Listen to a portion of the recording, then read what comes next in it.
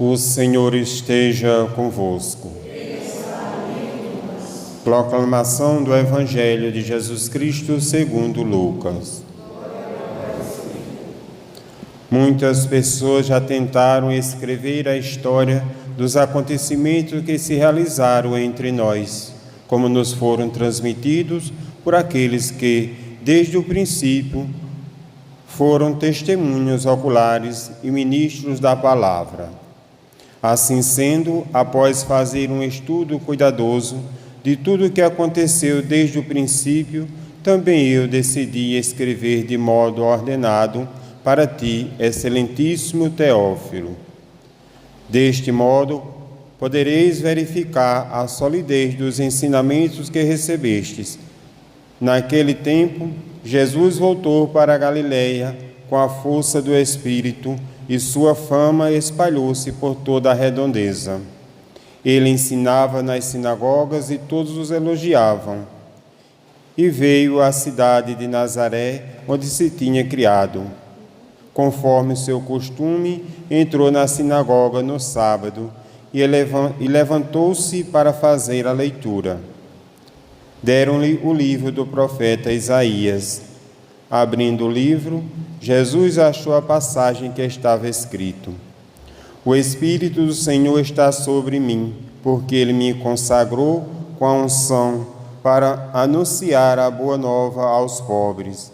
Enviou-me para proclamar a libertação aos cativos e aos cegos a recuperação da vista, para libertar os oprimidos e para proclamar um ano de graça do Senhor. Depois fechou o livro, entregou ao ajudante e sentou-se. Todos os que estavam na sinagoga tinham os olhos fixos nele. Então começou a dizer-lhes: Hoje se cumpriu esta passagem da Escritura que acabastes de ouvir. Palavra da salvação.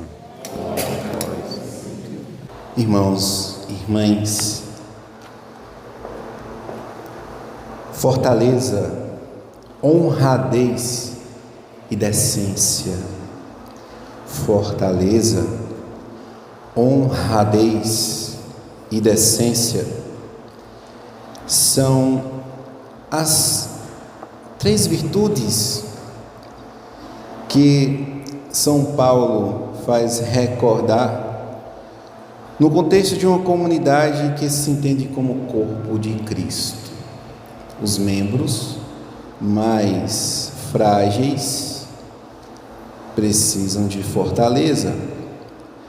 Os membros que fraquejaram na honra precisam serem tratados com honra, desde que façam por onde merecer a honra devida. E essas virtudes que São Paulo, qual foi a terceira que o padre falou? Fortaleza, honradez e aqueles que então caíram nestas fraquezas, São Paulo faz recordar que busquem, que voltem, que se reintegrem no corpo de Cristo. E esta Sagrada Liturgia, ela é toda voltada para a própria liturgia, porque nosso Senhor Jesus, Ele lê o profeta Isaías, capítulo 61, ou seja, Jesus está na sinagoga após passar no primeiro momento, e o evangelista Lucas ele faz de tudo para colocar seus fatos como algo histórico, para fortalecer o seu testemunho.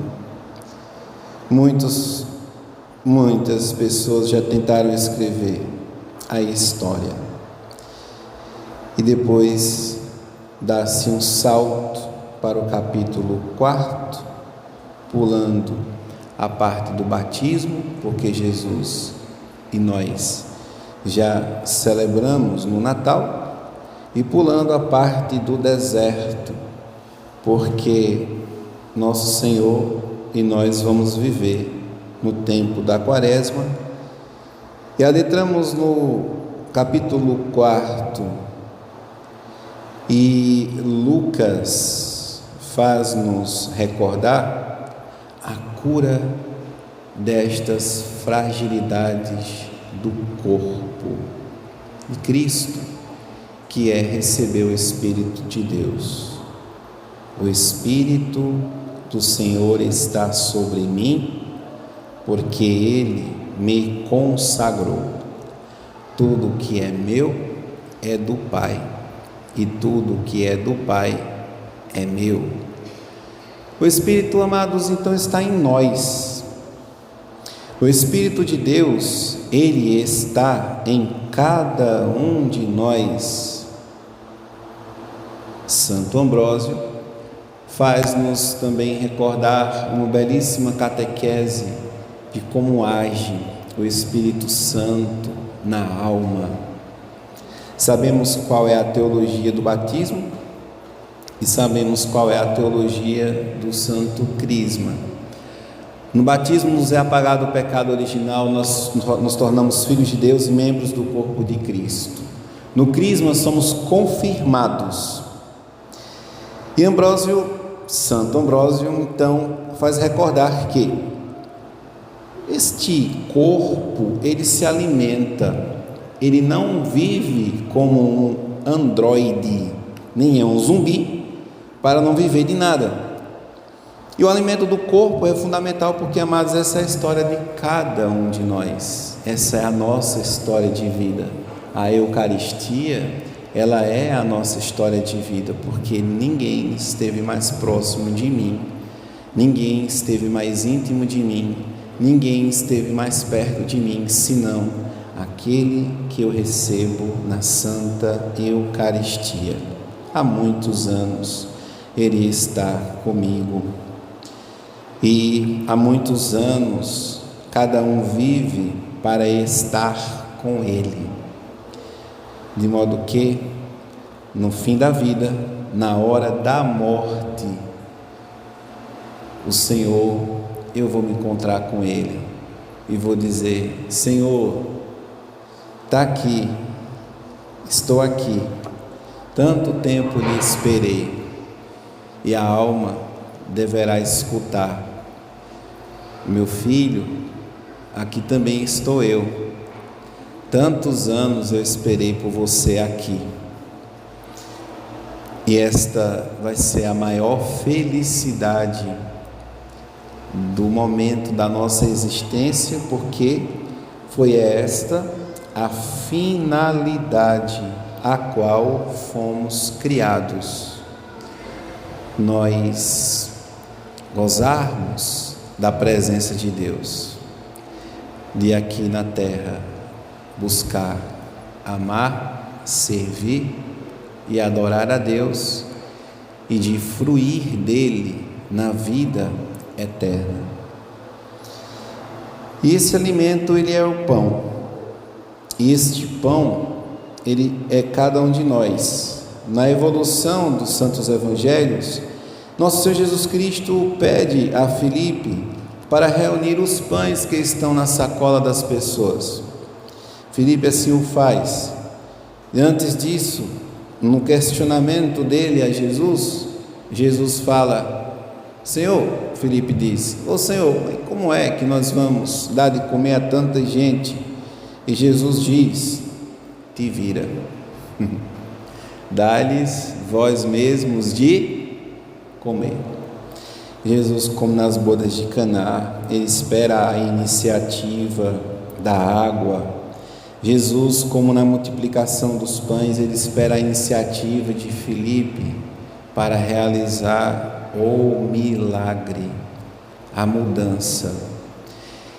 E aqui acontece uma grande mudança e um grande milagre, que é a ação deste mesmo Espírito que Jesus fala no Santo Evangelho. Significa, amados, que sendo nós, pensemos na confecção do pão. O pão, para ser confeccionado, é preciso colher o trigo. Nós não nos preocupamos com o fermento para fazer o pão, no pão de Jesus, porque nosso Senhor interpreta o fermento que há no pão como vaidade, o fermento da vaidade. Este Jesus não está preocupado, ele não está preocupado em crescer, em ser inchado, em ser um balofo gordo. Não, ele é bem magrinho.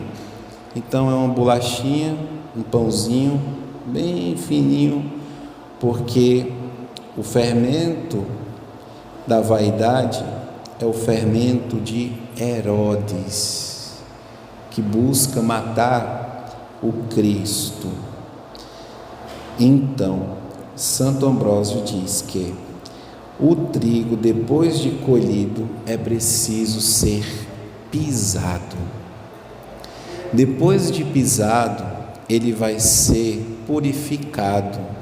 Tem uma peneira que, jogado para cima, o vento do Espírito vai fazer sair as palhas excessivas que não servem para o alimento. Esta farinha pura, ela vai ser umedecida pela água e vai então fazer a massa do pão, e vai sendo amassado e vai sendo batido, e joga a água do Espírito, batismo, e vai amolecendo, e joga a água e vai amolecendo para formar uma liga. Esta liga vai ser moldada num pão, que é o pão ázimo, sem fermento. E esse pão, esta massa, ela vai para o forno. O forno não é o mundo, o forno é um lugar quente, que tem calor humano, calor divino. Só pode ser o fogo do amor do coração de nosso Senhor Jesus Cristo. E assim é a representação do seu coração sagrado, flamejante e coroado de espinhos, transpassado pela lança. Este forno, que é a igreja, que é o ambiente que nasceu a igreja, que é o lado aberto de Jesus, vai então assar o pão, e só depois que você tiver e aí é preciso ter muito cuidado, porque a massa, o fogo transfere a sua natureza ígnea, ou seja, uma barra de ferro colocada no fogo, ela vai entrar em contato com o fogo e ficará da mesma forma do fogo, incandescente. Então, por isso que o forno, ele tem apenas o calor, que é fonte, e a fonte deste calor é Jesus. Está quente, né? A fonte desse calor depende de como as coisas aí estão. Então, amados, a fonte deste calor é Cristo, que vai então temperar o pão, e aí o pão estará pronto para ser alimento. E este alimento encherá os fracos de fortaleza. Este alimento encherá aqueles que se afastaram da nobreza de honra, e depois tornará os que são indecentes, decentes, Ou seja, os mais importantes da comunidade são os que estão caídos, mortos no pecado. Isto, amado, é prefigurado, irmão e irmã, é prefigurado na primeira leitura do profeta Neemias, que coloca uma certa liturgia pascal, quando, no final desta comemoração do texto, Neemias faz lembrar, meio que como uma Páscoa, ou seja, vocês vão para casa, em casa vocês vão assar, comer comidas fortes, carne, vão tomar bebidas doces e repartir com aqueles que nada prepararam. E aqui está a verdadeira fonte do cristão, a Eucaristia. Depois o profeta exorta: não fiqueis tristes, porque a alegria do Senhor será a vossa força. Ninguém exorta uma pessoa para ser feliz. Seja feliz, ou a pessoa é ou não é. Então, irmão, irmã, esta felicidade é a felicidade dos católicos que estão na festa da Eucaristia, na festa do estado de graça, aquecidos pelo forno, pelo calor do forno que está sendo assado, ou seja, temperado no amor de nosso Senhor Jesus Cristo. E tem todo o fundamento, porque a palavra espírito para os gregos vem de sabedoria, vem o Espírito do Senhor está sobre mim. O que está sobre mim é a sabedoria, e a sabedoria tem uma segunda tradução que é o amor de Deus, ou seja, Jesus está dizendo: o amor de Deus está em mim. Este amor me consagrou com a unção para anunciar a boa nova aos pobres, ou seja, aos que têm unicamente a Deus por consolo. Depois enviou-me a proclamar a libertação aos que se sentem cativos e cegos, aqueles que recuperar a vista aos cegos, aqueles que não conseguem enxergar no caminho espiritual o sentido da verdadeira salvação, e também para libertar os oprimidos e proclamar o ano da graça do Senhor. Tudo isso aconteceu depois do batismo de Jesus, depois do deserto. Jesus voltou para onde? Nazaré. E ele disse: mãe, vamos para a missa. E mamãe, Nossa Senhora, estava muito ansiosa para este momento, porque estava começando a vida pública do seu filho. Então foram para a sinagoga, diz a palavra, e veio à cidade de Nazaré. São José já estava na glória e disse: vamos lá. Então foi Jesus e Maria para sua mãe, para a igreja, a sinagoga dos judeus.